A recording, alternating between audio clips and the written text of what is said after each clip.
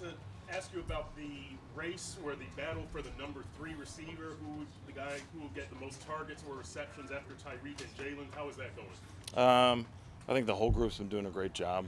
I know that starting in spring all the way through now, they've been really focusing on just techniques and fundamentals to really, get better at all the little things we have to see from our defense, and that'll build for the season. So ultimately, I think all the guys in the room are competing.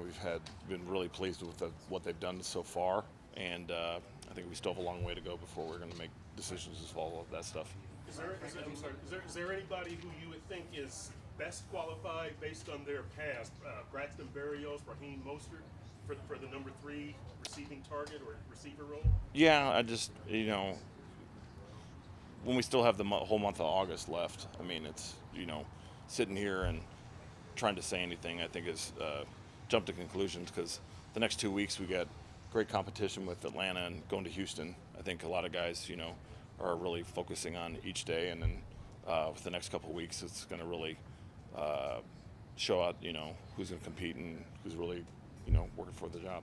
Frank, along those lines, how imperative is it for that number 3 guy to be able to do some of the blocking that Trent had last year? I mean, I don't think it's necessarily we're looking for someone specific, certain skill set. I mean, ultimately, every year is different with the personnel you have, and you adjust to everyone's strengths. So ultimately, we're looking for,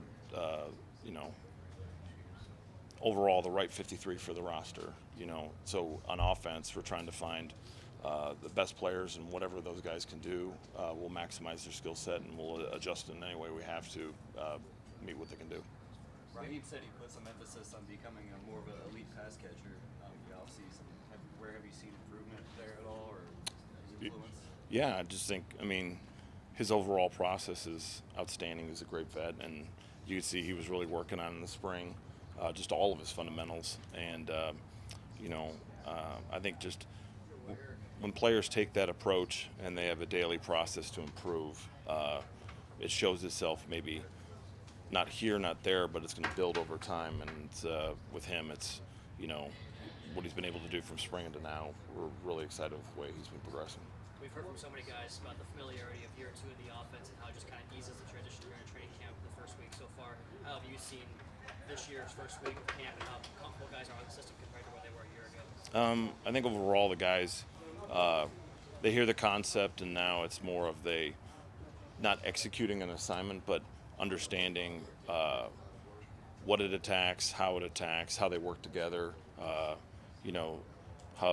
the quarterback's progression fits in what they're trying to do. I think it's overall when, you learn something the first time, it's just trying to make sure you get it and you learn. And this year now you're really taking this next level to the overall understanding of the offense and the concepts. What differences have you noticed in working with the offensive linemen now with Bush Berry here? I know you previously had to get kind of more active with that group than maybe you would have wanted to as an OC. So what differences have you noticed? Well, I think it comes into also, the second year of the offense. Conceptually, a lot of the guys now have a greater understanding of what we're trying to do. And Butch, great job with the group, excellent teacher. And I think that in, our understanding of the system and understanding what we're trying to do, plays heavy into a lot of the stuff of, overall the whole offense's improvement as far as the way we've gone through camp.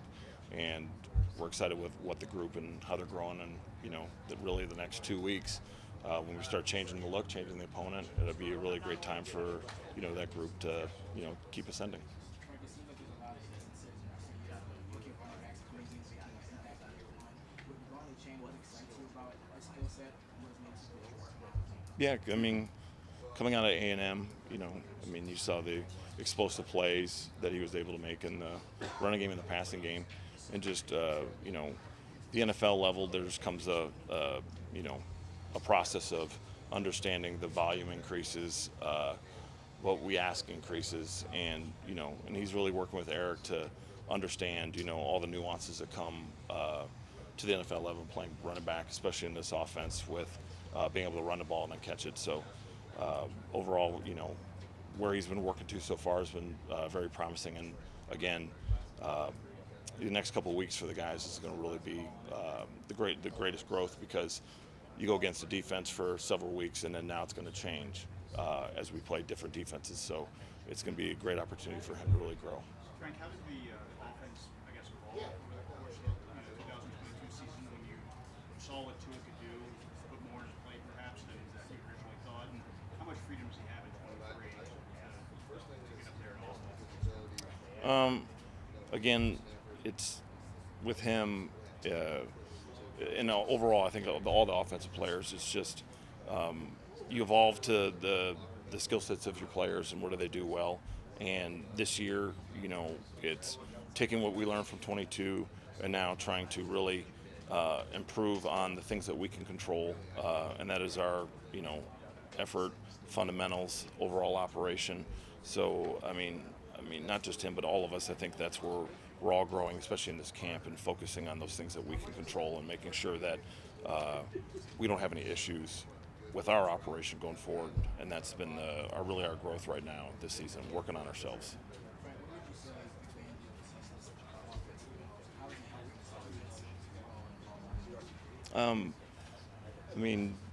Through working with him in Chicago, it's a lot of the same things of the multiplicity of what they do, the multiplicity of the coverages.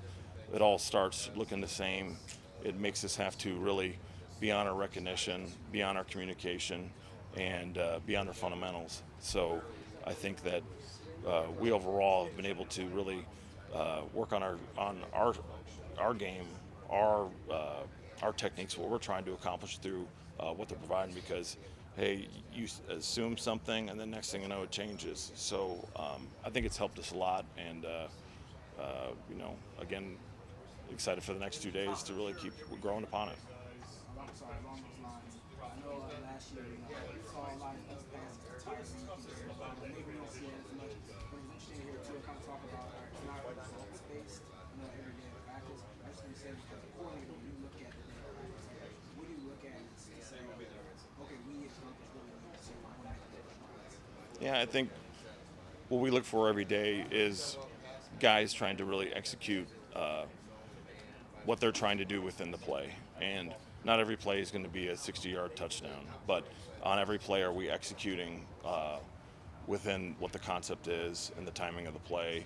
Are guys really in practice, challenging themselves to put themselves in positions to grow and improve. And I think that's ultimately what you look at. It's if you worry about every day and whether you have these plays, you have this, as opposed to, okay, why did this occur and how did we grow? I think that's what we focus on here, and the players really understand that, and that's why they understand it's going to be a process to get to game one, not the result of each day of practice. Everybody good? I got just one question, Frank. I'm looking forward to watching Mike White and Skylar Thompson in particular participate in the stadium on Saturday. What do you think will determine who finishes ahead of who by the time we get to the season? I don't think there's just one specific thing or two specific things. I think it's a collection of time. It's a collection of opportunities. I mean, you're gathering information over a long period of time, not just kind of saying, hey, these determining factors will then therefore dictate. So I think, again, the closure of this week with going against ourselves, and then the next 2 weeks where really it's going to change from week to week, is going to be a great opportunity for those guys, along with the whole offense, to, what have you learned? What are you doing? And now the picture changes. Now how do we execute? How do we respond to that? And especially for a week here and then a week in Houston, a lot of variables that I think over time will really help clarify the situation as it plays out.